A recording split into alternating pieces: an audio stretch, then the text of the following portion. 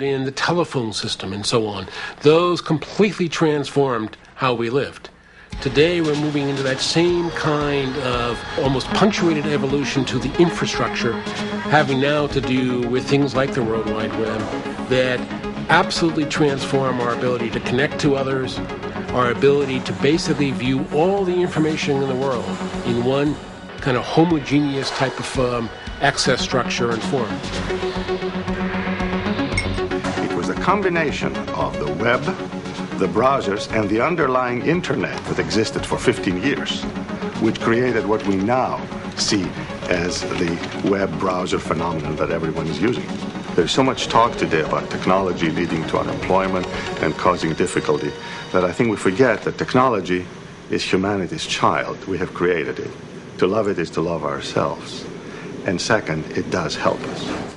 The web was the creation of a young British scientist, Tim Berners-Lee. Now, as director of the consortium controlling the web, he works from his office at MIT to try to guide its future. A future which, by redefining what we mean by documents, has greatly complicated the obligation to preserve. If you remember the world before the World Wide Web, it was a question of getting information from one place to another by tracking down a group of experts who could log on to the right computer, find out how to extract the information from the relevant program, how to put it onto a floppy disk, then how to read the floppy disk on your own computer, then what to do with the data when you've got it. All this was a question of conversion and incompatibility, and the world was full of incompatibility. It was incompatible because a lot of the formats were proprietary formats owned by one manufacturer to which another manufacturer would not commit. So in order to get the interoperability, you have to have open standards. That was the way I saw it. The web is an open, universal medium like paper. The web itself doesn't constrain what information you put on it. You've got to expect all kinds of information. There's some indecent material out there. There is advertising material out there. There's material from hate groups, which you wouldn't want anybody to read. There is information you really sympathize with, and there's some beautiful stuff out there. So the commercialization of it, its use in advertising, for example, its use for trade, is all part of the world, and it's very important that a universal medium should accept all types of information.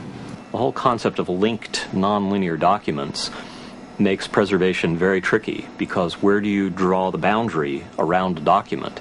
If my document references 16 other documents by having links to them, then what does it mean to preserve my document? Do we also have to preserve all of those other 16 documents and transitively all of the documents that they reference and point to? And you can think of the web as one huge interlinked connection of documents. You could think of it as a single document if you wanted to. It's not quite where we are at the moment, but it's a reasonable model. And if you do that, then what does it mean to preserve that?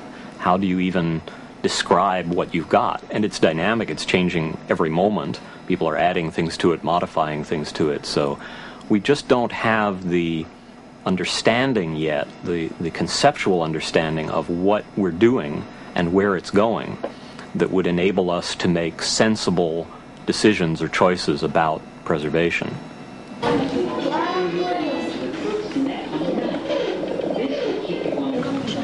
Information highway, electronic publishing, I think will sound in 20 years like horseless carriage sounds to us now, because they're all analogies to something that's an old technology, to highways, to libraries. And I think this technology really changes everything. It changes the way we communicate. And we basically need a new language to describe these new relationships and the new styles of seeing and teaching and learning.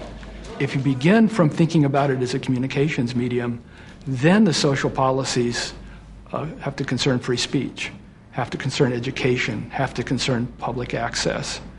So it's the narrow focus on transportation of commodities on an information highway that I think limits our field way too much.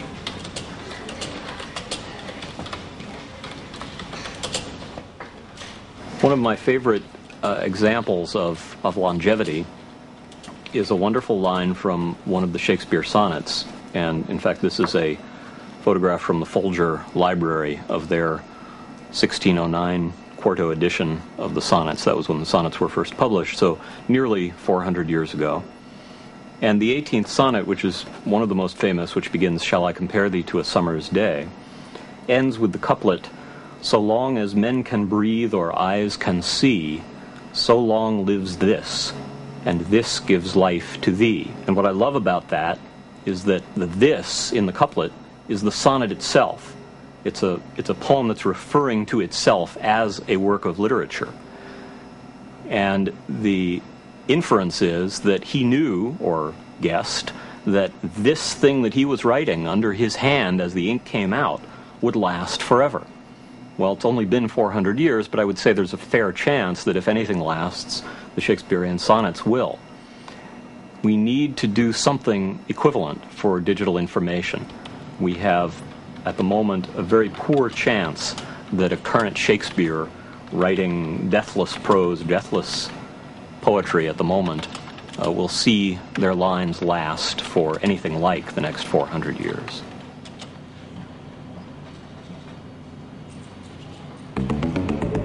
And this gives life to thee. It is the human record, caught at this point in time between the world of print and the new and demanding world of electrons and photons, that gives civilization its life.